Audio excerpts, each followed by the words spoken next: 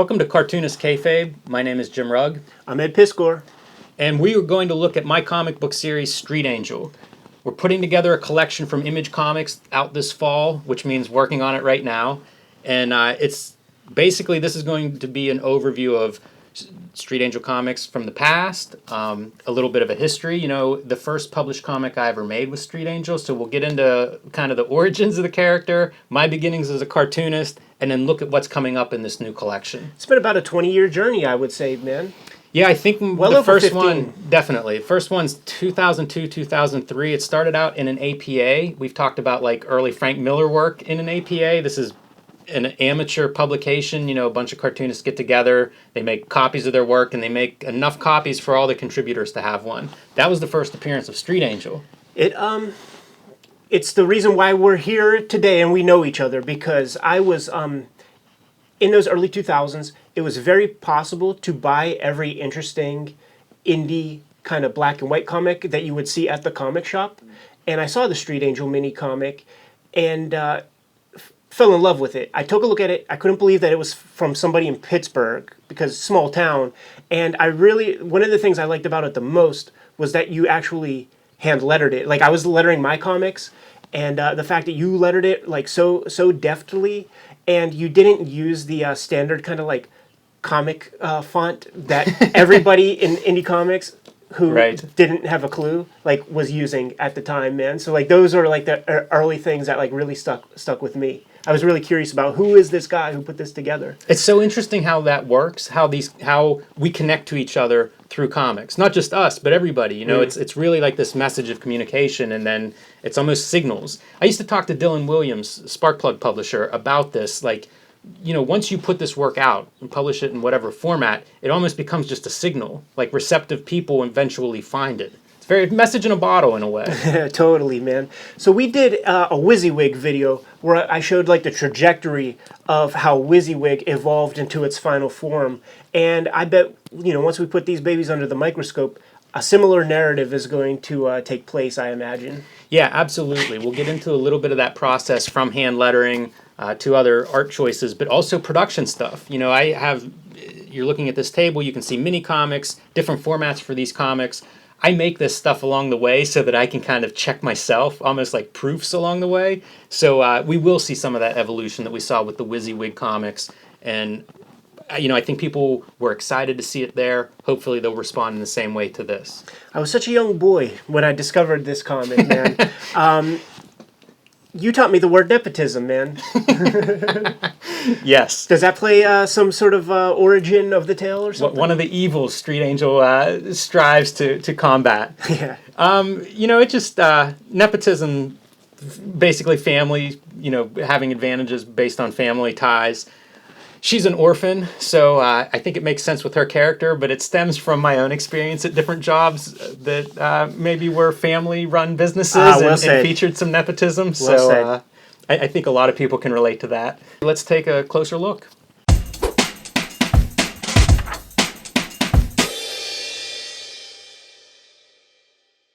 This is the Street Angel mini comic. This is the beginning of Street Angel, the first like published piece that we put together. Yes. So Street Angel co-created with a co-writer, Brian Maruca. I've been working on the character with him for 20 years. Mm-hmm. And we kind of function as writing partners and as editors for each other. Good. So this is the very first piece that I made. I was making mini comics at the time and going to shows and mainly selling them through shows, early 2000s. I would sell a few books. I knew what to expect. After a couple years, I make Street Angel, go to a show, sell out of it. And it was like, okay, this is the sign, right? Yeah, It was a measure, so you could tell like that something was working, something connected.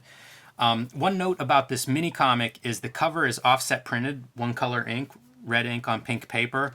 I had worked at a printer, and I kind of knew that was a thing I could do cheaply, and would, you know, make the mini comic. I was trying to make mini comics that stood out, that looked good, that had some kind of quality feature, and that was what I did with this one. Is that the choice of the format, the kind of square format? Just to kind of be different than the standard? Just to be different. You know, I was mostly making mini comics and looking at mini comics and thinking in those terms. So, you know, format was a thing, and this is just legal size. So we wrote a few stories in the process of coming up with this story, and I enjoyed making this comic. It was kind of It's a superhero comic. I had been trying to do more artsy indie stuff, but superheroes are what I grew up with. They're fun. And I was dissatisfied with what I saw at comic book shops. So Street Angel was kind of my answer to that. You know, she's a young girl, kind of the opposite of something like a Bruce Wayne or a Peter Parker. And this is the kind of stuff that really spoke to me whenever I saw this comic on the racks at Phantom of the Attic. Just like playing with, it's formal experimentation, but it doesn't get in the way of like the storytelling. So it let me know that this is a thoughtful creator who's making this thing, man. I was very excited to reach out and say hi. And this is one of the benefits of doing everything yourself. Whenever you're lettering your own comic, you're thinking about the lettering. What does it look like? And frankly, this too, because I saw that movie Kids, and there was Yes. that one guy in there. I'm sure that's what that comes from. I saw that movie too. So we make this comic book. It comes out. It's pretty well received. And we had more material. And I start looking around like we should try to find a publisher. The first publisher we reached out to was SLG. Their publisher, they were known at the time for publishing Evan Dorkin's work, Jonan Vasquez, Johnny the Homicidal Maniac, a lot of goth comics, you know, books that were a little bit outside of the norm, what I was seeing with the traditional publishers. And so I thought, young girl protagonist, this would be a good publisher, a good fit. They had submission guides online. I followed those submission guides, mailed them out the mini comic, letter of intent and everything. And Dan Vado, SLG's publisher, got in touch with me and said they'd be interested in publishing it. But the first roadblock that I encountered was, you notice the size. Yes. So this square format is not a good size for the direct market. And that was one of the few things that SLG insisted on, was they wanted it to be comic book size. We tried to come up with an idea. One was to like add a strip at the bottom, something to offset that margin. Ultimately, I ended up redrawing the entire thing. And you can see it's very similar. I was happy with the original comic. So, the redraw was really just redrawing it to fit the standard comic book page. This is always a popular one, the Ninja Basketball. Yeah. Can we see how that looks in the... Street Angel goes undercover to try to get some answers on the Dr. Pangea's upcoming supervillain plot. More dynamic slam dunk, I would say, on the SLG version. Yeah, the differences aren't drastic, but definitely once a publisher gets involved, it was like, I knew this book would reach more readers. This would be the first time a lot of people would see my art, so a chance to redraw it, I think, benefited me. This is a different mindset, doing mini comics, than doing a bigger piece, and something that I spent a little bit more time on. One of the big changes is this page. Jim, did you have you had a proper job while you were doing this? You weren't doing like freelance illustration as a career at this point? No, I had a 9 to 5, and actually it was a little bit longer than that, about 45 hours a week doing design. How'd you find the time to make these comics? Mornings, nights, weekends, you know the score. Yeah, and I get think up a lot of people that make comics know that experience. You really want to do it, so you do it in any time that you can find. I used to draw comics during my lunch hour. We had a mandatory lunch hour, so I would eat in 10 minutes and then draw comics for 50 minutes. So this was one of the biggest changes, and this was actually the first page I ever sold of original art. At Space. Yes. So a couple of gimmicks that went into this first series. I wanted to do a spot varnish on the logo, and it was like, we don't have money for that. This is a little black and white indie comic. There's no budget for that. I went to Phantom of the Attic in Oakland, my local comic shop, with Brian, and we stood across the way. They have the wall of new comics, which lots of comic shops have. And I was trying to figure out, like, how do you stand out on this wall? There were so many bright colors and noise. This pink color was not on that wall. Yeah. And so that became the gimmick. That became the thing that if you put 100 comics down, this will stand out because none of them are using this color. And I used to get mail from people that were like, I really like Street Angel, but man, that pink color, I don't know about that. See, that was before Kanye West made pink cool. Yes, exactly. It was right before Victoria's Secret came out with pink, everything branded pink. So the back covers, again, I didn't have money to pay people to do like pinups or anything, but that was something I always loved, especially going back to like Wolverine was my favorite comic as a kid, and they would have Wolverine gallery with different artists. Yeah, for sure. I would imitate different artists to kind of like see, what this character would look like if Jim Lee drew it, or Harold Gray, Jonan Vasquez. And that was one of the funner gimmicks. Dan Clowes. You pulled a swerve with me on this one because they put this up on the rack, and Oh, I'm yeah? like, "Yo, Klaus has a new thing." So it was, it was very fun. 5-issue series, early 2000s. This came out, and then ultimately you can find this comic in a really nice hardcover edition that AdHouse Books published a couple of years ago. It collects all the Street Angel material up to 2014. It's pretty cool. We actually did 2 printings of this comic. One is mostly black and white. And this reprints, again, all of the comics that feature Street Angel up to this point. Including some comics that were not in the slave labor issues. So some stuff that you did for like AdHouse Anthology and a couple other things. This is when I started using a sable hair brush, this particular issue. And I can remember it being like, it's like a Maserati, you know? Right. If you go from like those cheap dollar brushes to a really nice brush, like you can feel the difference. So yeah, there were things that would appear in anthologies, and everything ended up in here. And there's even a little color section at the back that reprints some of the color pieces that appeared over the years. The nice thing is, when I was describing this to our friend Tom Scioli, he's like, "Is the whole thing pink?" And I was like, "What? No," because it's pink and fluorescent pink on the cover. And he's like, "Oh, I thought you meant all of it was pink." And it was like, "Oh yeah, it should be pink." And so I talked to AdHouse Books publisher about that idea, and he agreed. And so we did a second printing that is pink paper with the purple-blue ink, which I just love. This is one of the favorite things I've ever produced. So if you're new to Street Angel, this is a great place to start. There's a link below this video. You can buy this now. That'll get you up to speed on all the Street Angel up to 2014. So I was a guest at Comic-Con in 2014. I had the Street Angel collections. I met with Image Comics at that show to propose doing a book with them, and one of the propositions was a new Street Angel comic. They signed off on that, and so I went home, and Brian Maruka and I went to work on making new Street Angel comics. And the very first one we did was about a little lost dog that she rescues. Anytime I make these comics, I like to see them kind of in print and get a sense of how they read and how they feel, how page turns work. So I will always like make up dummies and things. This was the first new Street Angel comic I had done in many years, and whenever I finished the line art for it, you can see it's traditional pen and ink kind of work. I went to local Office Max and made a little edition of 10 that I could actually see mocked up as like a comic book. And lots of these actually none of these pages end up seeing publication anywhere, but it was my return to the character and starting to get a feel for what this character was like and what new stories would be like. Image's policy is that they want to see you do several stories for solicitation purposes. One of the first printed comics that we did with them, After School Kung Fu Special, this is a story about a bully at her school. And each time I would do a new story, it was better than the previous one. So it would be like, this is the one that we'll launch with. Right. And they're all self-contained, because one of the knocks I have about indie comics is I would hear about some new indie series, and by the time I would go to the comic book store and look for it, it'd be hard to find. I might find like issue 3. Yeah. And it'd be a bummer if it's like some long story, you don't want to start in the middle of it. And so all of my Street Angel comics are self-contained stories and can be read in any order. And as we're making these like issues, I would send them to the publisher at Image and be like, okay, here you go. This is a new story. Check it out. And after I'd done this with several stories, Eric Stevenson, Image Comics publisher, came back to me with the idea of, these are standalone stories.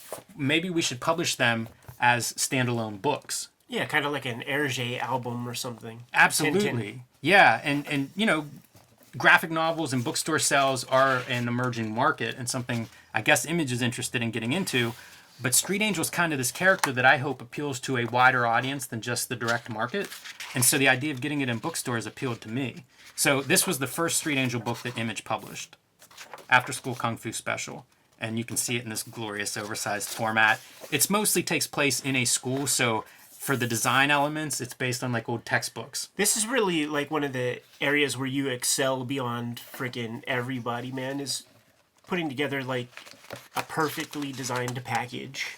This one was so much fun because we all stared at textbooks and graffitied in them and stuff like that. So that was the idea behind it. And then all of these books, besides featuring the standalone stories, would have some kind of back matter. reader questions. You know, it was just a chance for me to basically do Street Angel art. Are these a work or a shoot questions? A little bit of both. I like to imagine there are reader groups out there, classroom discussion questions on Street Angel. So we ended up doing several hardcover standalone books through Image. This is the Street Angel gang. I would always describe these as like, this is a day in her life.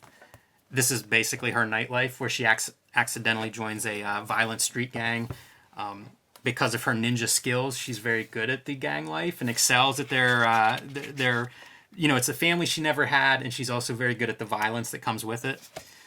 So the conceit here is there are a lot of different gangs operating in her city, and these cards are kind of a way to introduce some of those gangs whenever they show up. Different characters will have like a trading card that'll very quickly introduce who they are, what their gang affiliation is, and that was a gimmick that carried into the design. So you get to see like the fronts of the cards and then the back. Except in her case, it's opposite so that she stands out. But it also gives the intro, so if this is the first book somebody reads for Street Angel, you're on board from the very introduction. You're a genius. We also see her fighting like a spider alien, because that's the world she lives in too. This is a superhero comic, and everything you've seen in superhero comics may exist in this world with her. This was a really fun one. Some an homage to How to Draw Comics the Marvel Way. This is lifted directly out of there. It's like an inking demo page for them. Yes, I always identified with the inking the panel with all the lines and that they say is wrong. Yes, I like that one best. Yeah, for sure. This was Superhero for a Day. This is basically her on the weekends. It's a lot of her looking at us. Yeah, I was trying to figure out, you know, how do you stand out? Again, you know, I did the pink covers in the first series. How do you stand out with these? And I thought, like, if you're looking at a wall or if you're looking at a bunch of images of book covers, her looking at you would stop you. At least that's the theory. I don't know if it holds up or not. Street Angel goes to Juvie, which is pretty inevitable if you know this character. She's always in trouble. And Street Angel versus Ninja Tech. So these are the original 5 hardcovers that Image published. In addition to these, I did Street Angel's dog as the free comic book day title. What year? Last year, 2018. And I was super excited for this. I love free comic book day, and this was my chance to kind of reach a new audience. Can we take a look at that earlier dog comic? Because I'm noticing differences off the bat. When Image Comics contacted me about doing a free comic book day, the deadlines were pretty tight. Yes. This was the very first story, and I loved the story, but I didn't like the execution. And the idea is she basically crosses paths with this stray dog that is, I don't want to spoil it, but the dog's not capable of taking care of itself in the mean streets. And so the free comic book day felt like I will get some new readers, and this will be the first time they see Street Angel, and a dog's a good venue in. I like this story. I think it makes sense, easy to follow. So I went about redoing the story. You know, we rewrote parts of it. We kept, you know, some stuff worked very well. I think the setup was pretty strong. But then other areas we completely would rewrite. This is a fun sequence. And you clearly redesigned the puppy. Yes, we did do that. That was one of the last decisions we made, was whether the dog should be realistic dog or cartoon dog, and went with cartoon dog, which I like. So this was designed to work as a digital comic as well. If you watch this guy, it's the exact same impact. So if you were like flipping through pages on a screen, you wouldn't be turning the page. You would just go from this image to this image, and it would just be like this zoom impact. This was all drawn on an iPad. I drew this piece here, Ed, in your studio one day. Oh, cool. One of my first pages. You know, these comics represent lots of different interests I have, so working digitally was something I've been wanting to try, and it was like everything just kind of came together for this particular story. Yeah, it looks great. I would also make mini comics along the way. These were things that I could use to, I thought, promote the book, promote the character as I was building up material. This is a color version of the dog story, one of the first stories that I had done. I made a Christmas story one year. This one you'll see is a little bit smaller, and it's designed to fit into like a Christmas card envelope. So this was mailed out to family and relatives one year for Christmas. It's a dark story. Is it? She saves Christmas. She teams up with Santa Claus, whose reindeer and sleigh gets stolen, hijacked by snow ninjas. There's a little Jim Rugg humor at the end, man. little darkness shines through. Yeah, there you go. Snow ninjas talking about their score. So it's just fun. Like, we did a Halloween comic one year that I passed out to trick-or-treaters. No eggs on the Nobody the came back for revenge. Okay, that's good. It tested well. It did test well. But these were breakthroughs. This was one that I drew in pencil only. This was probably the first comic that I did that was just pencil and then digital color. And I liked how it looked, so then I started making comics that looked that way. This was my mock-up kind of mini-comic version of After School Kung Fu Special, which is drawn in pencil. So, the series itself evolved quite a bit over time as I experimented with materials, with storytelling devices. It is an all-ages comic for the most part, and I wanted it to appeal to people that weren't familiar with reading comics. So in that way, I tried to be very straightforward in the storytelling. Yes. Yeah, smart move. For example, whenever she goes to juvie, this is all drawn using grids. And the idea is the grids reflect, being incarcerated. But each scene is a different grid. But I think the grids are something that's really easy for a reader to follow, somebody that maybe isn't that familiar with comics and with the conventions of comics. I've gotten feedback from people that sometimes it's hard to know what do you read next, what order to read stuff in. And so the grid was something I had worked with years ago on a comic that was designed for non-comic readers. And I thought this is a really good tool that fits with her being imprisoned. And then, of course, she escapes, which leads to the grid falling away and then drawing with no grid. Which, it's kind of a formal thing. I don't know if every reader's going to recognize that's what's happening. But from my point of view, it engages me as a storyteller. So it's very exciting to try to work this stuff in a way that doesn't compromise the story but makes it better. Right. That's key, man. Play around with the form all you want, man. But at the end of the day, man, if a reader can't understand what's going on, then you're just screwing off. See, since this is an all-ages comic, I'm trying not to say F words. Very, very well done, Ed. I listen to podcasts where they try to censor themselves for advertising purposes sometimes. This is what it feels like. Yeah. Recently, I made a hardcover mock-up to kind of go along with the story that I'm going to be doing or the book that I'm doing with Image, to get a feel for how it looks. Now you're just showing off, Jim. Yes, I am. You're damn right. And I bound all of the mini-comics that I had made into this edition. And you can see some of the experiments along the way, printing in black and white, printing in black and pink. I think there's, certainly there's some full color stuff. And then this was a fun one. This was a risograph print, which is kind of like a photocopier, cross between photocopy and screen print for people unfamiliar with risographs, but you can use color ink. So this was a chance for me to play with that technology. It looks good. It looks like ripped straight out of a Shonen Jump or, Shoujo Weekly or something like that, man. But I do have a question, because the cover to your collection that is out on stands now, that just came out, Yes. has this cover. Yes. But it does not have the contents of this book right here. More or less. This has all of the stuff that has come out. Every Street Angel story since 2014 is in the new book. Including these mini comics. Yes, except they're possibly edited, revised. They're the perfect version. The other part that happens whenever you make these kinds of additions along the way is you edit. You revise, you see what works and what doesn't work. So the stuff that is in the book is the final version of these stories. Wow, so we're talking about 15, 16, 17 years worth of work in this one hardcover edition. Yes, that's exactly what it is, Ed. Has to be a good feeling. I'm very excited for it. This is a series that is untethered by an editor, so it's my standards that this has to live up to. And it is a lot of, I hope, evolution of cartooning. Working with color is a thing that's really different from the first Street Angel book to this book. Color is a huge difference, and I've done a few color books along the way in between, but color's so vast, so one of the things that I get back from a lot of people is just how bright, how brightly colored this comic is, and I love that, it's this young protagonist. It's superhero comics. When I grew up, superhero comics were brightly colored. Yeah. That was a staple of superhero comics, and it's kind of gone away, but it's something that I still love in comics, and I think color printing has gotten better than it's ever been, so I want to take advantage of that. So that's one of the big evolutions for Street Angel. And I think the cartooning style has changed quite a bit in order to work with color. You know, in the beginning I talked about getting a sable hair brush and really, you know, sort of being this ink slinger. But whenever I get to this stage, it's a very different process.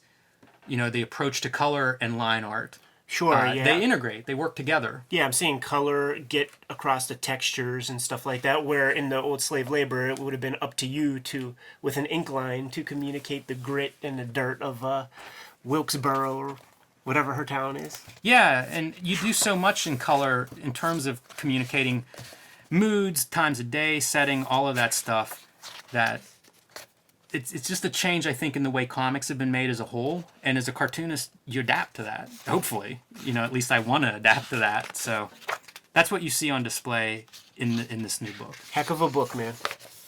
I'm super excited to get it out there. I think it's going to reach a lot of new readers, people that maybe didn't find the hardcover books and are looking forward to a new superhero. Is that book available right now? It's available wherever books are sold, wherever you get your comics. There'll be links below this video. You can order it right now. That's goddamn right. So Street Angel, your new favorite ninja comic. In the tradition of Teenage Mutant Ninja Turtles and Elektra Assassin. Yeah. It's like, you know, if April O'Neil wasn't just a Disney princess. Exactly. If she was more of a princess of poverty. Well, you guys know what to do. First off, hit that Amazon button for the link to Jim's comic down below in the description. Then hit the subscribe button so that you could be appraised of new Cartoonist Kayfabe videos. Hit the bell icon as well, and it'll let you know whenever we post a new one. Usually 1 or 2 vids go up per week. You can pick up Cartoonist Kayfabe merch at our spread shop. There's a link for that below this video. Jim, here's to 20 more years of making comics, Street Angel comics, whatever your whimsy, man. But let's get back to it. Kayfabers, you know what your marching orders are. Read more comics.